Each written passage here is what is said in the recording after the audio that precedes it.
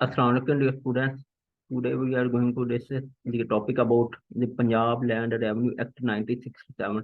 इसके हम टॉप के 50 एमसीक्यूज डिस्कस करेंगे इस वीडियो में, और साथ में मैं आपको इनकी डिटेल भी बताऊंगा और सीक्वेंस वाइज करेंगे। और इससे पहले मैंने जिन लोगों ने पंजाब लैंड रेवेन्यू एक्ट की 1967 की पहली वीडियो और सेकंड वीडियो नहीं देखी, वो लाजमी देख लें। उसमें आपको थोड़े से डिटेल वाइज आइडिया हो जाएगा। और ये क्विक रिव्यू के तौर पर ये एमसीक्यू जनरेट किया जाता है। अगर आप पहले एमसीक्यू पढ़ेंगे ना, उसमें रटा हो जाएगा, फिर आपको ये भूल जाएंगे।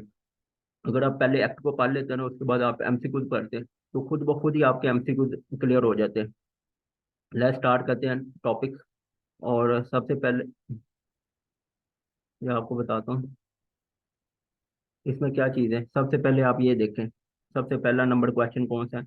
The West Pakistan land revenue act enforce. ये कब जो वेस्ट पाकिस्तान का लैंड रेवेन्यू एक्ट कब पास हुआ था, ये आपको एनफोर्स हुआ था। एनफोर्स का मतलब होता है इम्प्लीमेंट।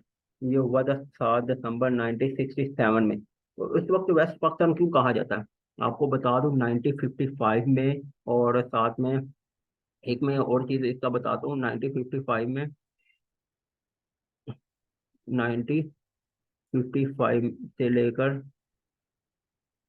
ये आपको बता दूं 1955 से लेकर 1970 तक, ये आपको बता दूं कौन सा था, 1 यूनिट। और ईस्ट पाकिस्तान को क्या कहा जाता था, बांग्लादेश। वेस्ट पाकिस्तान को जो ईस्ट वाले सूबे थे, सिंध हो गया, पंजाब हो गया, केपी बलोचिस्तान, इनको वेस्ट पाकिस्तान कहा जाता है। और ये कब नाफिजुल अमल हुआ है, ये 7 दिसंबर 1967 में। उसके बाद ये पंजाब लैंड रेवेन्यू एक्ट को डिवाइड किया गया कितने चैप्टरों में, ये 15 चैप्टरों में डिवाइड किया गया। इसके अलावा this section in the Punjab land revenue act 1967 में टोटल कितने सेक्शन है, 184।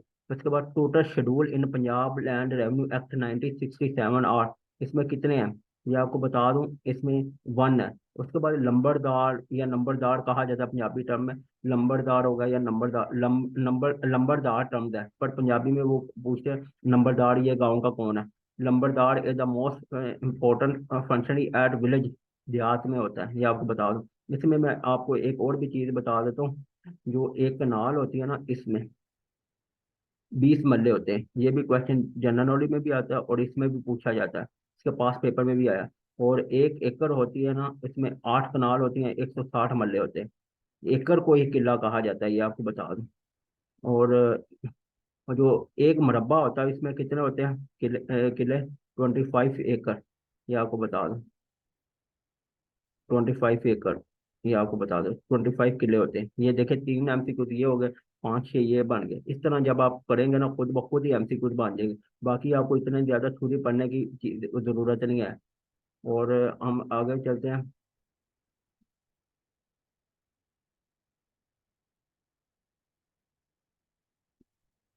और सबसे पहले एक और चीज बताता हूँ, जो लैंड रेवेन्यू एक्ट करता है, ये आपको बता दूं।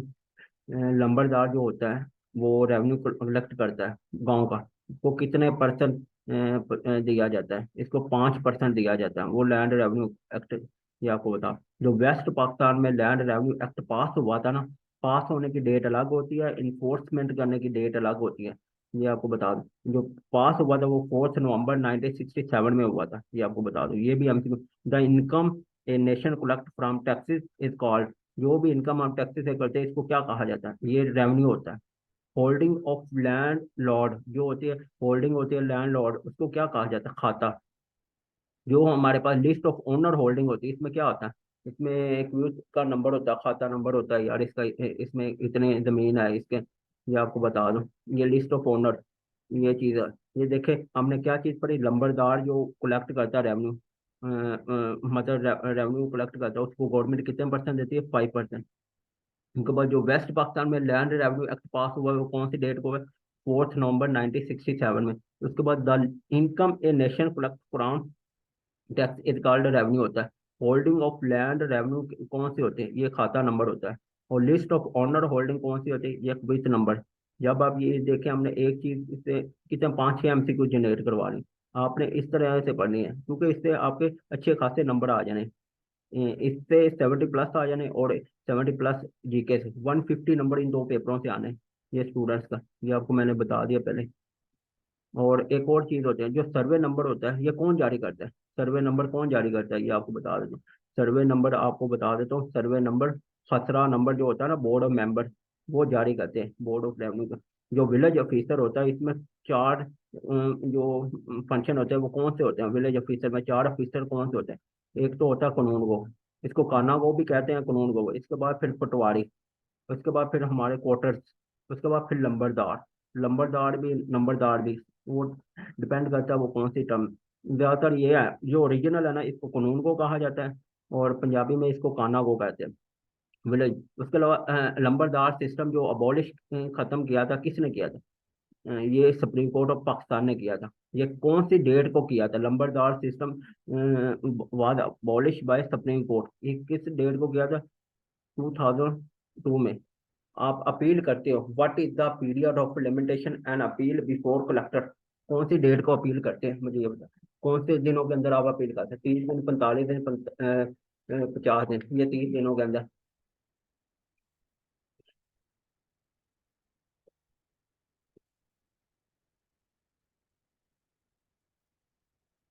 जब आप इस तरीके से, ये देखिए हमने कौन से पहले तो क्वेश्चन नंबर 11 में हमने सर्वे नंबर का डिस्कस किया।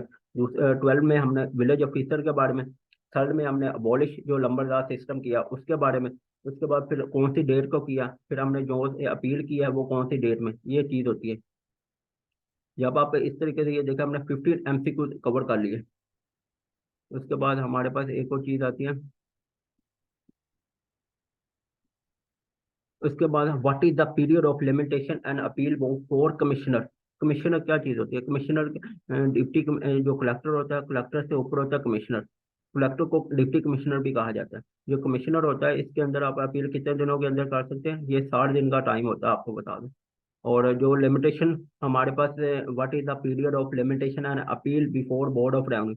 इसमें आप 60 दिन के अंदर आप अपील कर, 90 दिन। बोर्ड ऑफ रेवेन्यू में 90 डेज है, कमिश्नर 60 डेज है, कलेक्टर जो होगा या डिप्टी कमिश्नर, इसमें हमारे पास 3 है। जो टाइप्स ऑफ रेवेन्यू ऑफिसर है वो कौन सी है? ये 5 है, ये आपको बता दो। Revenue administration of tehsil level पे जो होता है रेवेन्यू एडमिन, इसको क्या कहा है? इसको तहसीलदार कहा जाता है।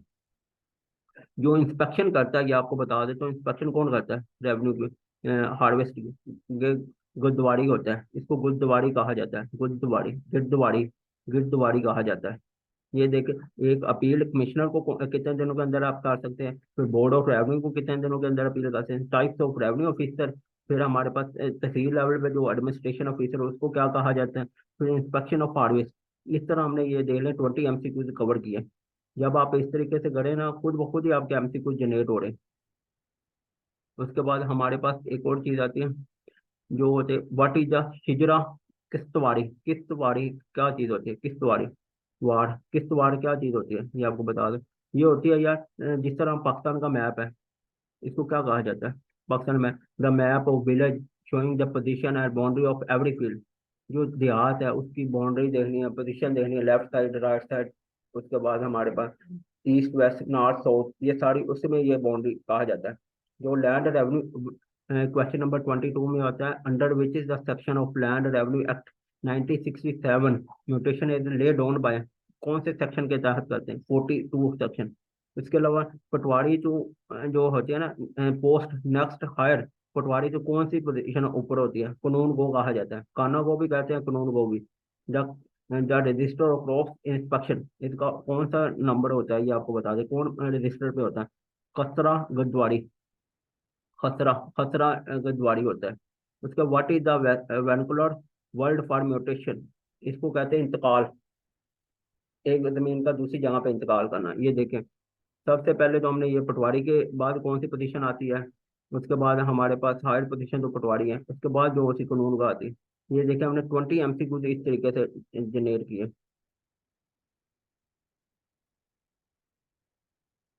उसके बाद फिर हमारे पास एक और चीज आती है, जो हमारे पास हमारे पास खरीफ क्रॉप है। What is when the period of kharif crop start कब होता है इन पाकिस्तान में? ये होता है मई जून में, ये आपको बताओ, मई और जून में। उसके बाद हमारे पास आता है क्वेश्चन नंबर 27 है, what is the period of pre crop and in Pakistan. ये सितंबर अक्टूबर में, ये मई जून में स्टार्ट होगा, सितंबर अक्टूबर में ये एंड हो जाएगा, पर जो ओरिजिनल होता है ना मई से अक्टूबर तक होता है, ये आपको बता दूं। अगर ये भी क्वेश्चन आया, ये दो क्वेश्चन और एक और भी जनरेट हो सकता है, प्री क्रॉप का टाइम पीरियड कौन सा होता है, स्टार्ट और एंड।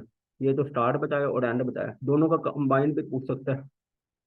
उसके बाद हमारे पास the assessment of land revenue remain in force for, कितने ईयर्स के लिए होते हैं, ये 25 ईयर्स है। व्हाट इज करम, करम क्या होते हैं, यूनिट ऑफ लेंथ को कहा जाता है। उसके बाद हमारे पास व्हाट इज साठ सी, क्या चीज होती है, यूनिट ऑफ एरिया कहा जाता है। अभी हमने कौन से डिस्कस किया है, क्वेश्चन नंबर 26 से लेकर 30 तक। सबसे पहले हमने प्री क्रॉप का स्टार्ट पीरियड पढ़ा, एंड पीरियड पढ़ा, फिर हमने लैंड रेवेन्यू का असेसमेंट कितने साल तक कर सकते हैं, फिर हमने व्हाट इज द खरम जो होती है यूनिट ऑफ लेंथ कहा जाता है, साठ सासी कौन से होते हैं, इनको यूनिट एरिया कहा जाता है। ये देखिए हमने कितनी चीजें जनरेट की हैं। क्योंकि मेन चीज हमारे लिए इजी क्यों है, क्योंकि इजी इसलिए है क्योंकि हमने थोड़ा सा डिटेल वाइज जो एक्टर है उसको डिस्कस कर लिया है। और अब एमसीक्यू तो हमारे खातों पे खुद ब खुद हो रहे हैं, अगर आप पहले आएंगे ना एमसीक्यू, फिर थोड़ा सा मुश्किल होगा। अगर किसी ने भी जो पहली दो वीडियो नहीं देखे ना, वो एक दफा लाजमी देख ले, उसमें आपको बेनिफिट मिल जाएगा। सबसे पहले हमारे पास आता है क्वेश्चन नंबर 31। इसका क्या मतलब है, इसका मतलब होता है unirrigated land which depend on rainfall for cultivation. जो बारिशों से जमीन हमने मतलब फसल उगाते हैं, उसको क्या कहा जाता है, उसको बरानी जमीन कहा जाता है। एक और क्वेश्चन आता है जो unirrigated land which are affect by flood होगा, मॉइस्चर और रिवर, इसको क्या कहा जाता है, सैलाबी। ये आपको पता है सैलाब की वजह से जमीन उनको नुकसान पहुंचा है। तो इसके अलावा एक और चीज होती है जो लैंड विच इज एरीगेटेड बाय कनाल, इसको क्या कहा है, नहरी, नहरी जमीन है। ये नहरी पानी के कनाल गुजर गया, रिवर से कनाल निकालते हैं। उसके बाद फिर हमारे पास आता है the land which is irrigated from water of well, ये चाही होता है, ये आपको बता दूं। The land which is irrigated from water of tubewell is called कौन सा, नल चाही। ये देखें इस वाले टॉपिक में हमने क्या किया, सबसे पहले हमने ये देखा यार कौन सी जमीन जो जमीन हम बारिश के पानी से फसल उगाते हैं उसको कहते हैं बरानी जमीन। कौन सी जमीन है जो फ्लड या मॉइस्चर के वजह से, इसको कहा जाता है सैलाबी। पानी सैलाब की वजह से ये हमारा नुकसान हो गया। उसके बाद कोई जमीन ऐसी होती है जो कनाल की मदद से हम सैराब किया जाता है। अब हर जगह पे रिवर तो नहीं है, हर जगह पे डैम तो नहीं है, रिवर होते हैं, रिवर से फिर आगे कनाल डैम है, डैम से आगे फिर इनकी कनाल निकाली जाती है, कौन सी कनाल कौन सिटी में जा रही। उसके बाद फिर एरीगेटर जो होती है वाटर ऑफ वेल से, इसको चाहिए होता है। उसके अलावा जो हमारे पे ट्यूबवेल से निकाला जाता है इसको नल चाहिए, वाटर से। ये आपको बता दूं, ये देखिए हमने इस तरीके से पढ़ा है।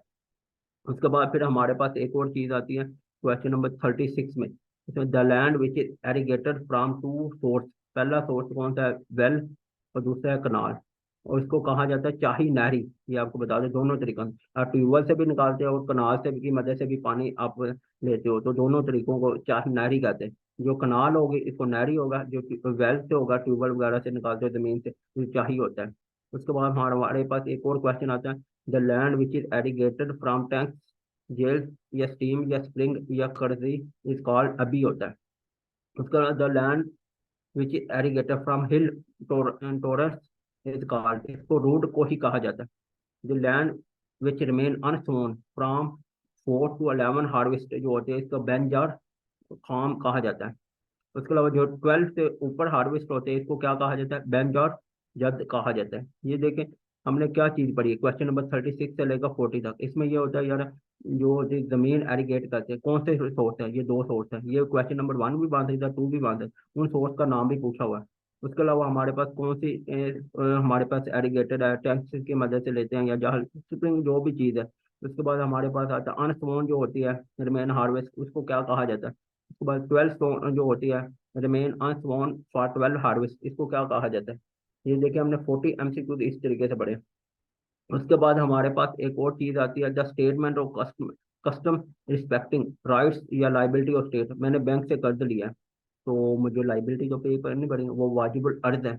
अगर कोई जमीन ली है उसका मैंने वो ठेके पे ली है, तो मैंने जो पैसे तो देने हैं, उसको कहा जाता है वाजिबुल अर्ज।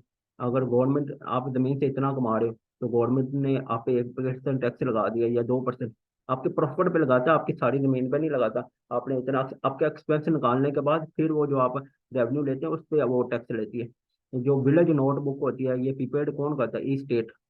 उसके अलावा जो विलेज नोटबुक है इसको क्या कहा जाता है? लाल किताब। जो रबी सीजन है ये कब स्टार्ट होता है? रबी सीजन जो होता है ये अक्टूबर और नवंबर में स्टार्ट होता है। रबी सीजन एंड जो होता है ये अप्रैल और मई। जो अगर इन दोनों का इकट्ठा आ जाए अक्टूबर से अप्रैल तक होता है। अक्टूबर से अप्रैल तक। ये आपको बता दें, रबी सीजन का भी आइडिया होगा। उसके बाद हमारे पास आता है question number 46। Low lying near rivers, इसको क्या कहा जाता है? फादर। Portion of crop which has fallen to company the material, इसको खराबा कहा जाता है। खराबा। हारा। हार। अब्बा। रब्बा। और जो पेंड का बंदा होता है वो लैंड रेवेन्यू जमा करता है पेड़ से, वो गवर्नमेंट उसको 5% देती है। द डिप्टी तहसीलदार होता है ना, उसको नायब तहसीलदार कहा जाता है। द व्हाट इज पार्तर क्या होती है? The assessment rate for land revenue, इसको पात्र कहा जाता है। पत्तर। पत्तर। पर तर। पर कहा जाता है। पर्थ। पर्थ। ये चीज है। ये देख, अगर ये वीडियो अच्छी लगे इसको लाइक शेयर एंड कमेंट जरूर करें। अगर कोई स्टूडेंट्स है तो सीधा की प्रिपरेशन करना चाहता है जीके बेस, और साथ में ये लैंड रेवेन्यू या इंग्लिश या उर्दू, वो इस नंबर पे कांटेक्ट करें। और उसको टेक्निक और टिप्स बताई जाएगी और किस तरीके से इसको पेपर को एवेलुएट किया जाए। जब तक आप पेपर एवेलुएट नहीं करोगे, चीज़ों को अंडरस्टैंड करके नहीं पढ़ोगे, फिर पेपर पास करना बहुत मुश्किल होता है। डाटा तो बहुत ज़्यादा अवेलेबल है मार्केट में। मेन इश्यू वही आता है, आपने किस तरीके से मतलब तैयारी करनी है। जब तक आप मैं आपको डाटा भी सेंड कर दूँ उस वक्त तक आपकी तैयारी नहीं होगी जब तक आप खुद ना लिखेंगे। अगर ये वीडियो अच्छी लगे इसको लाइक शेयर एंड कमेंट जरूर करें। और बेस्ट ऑफ लक।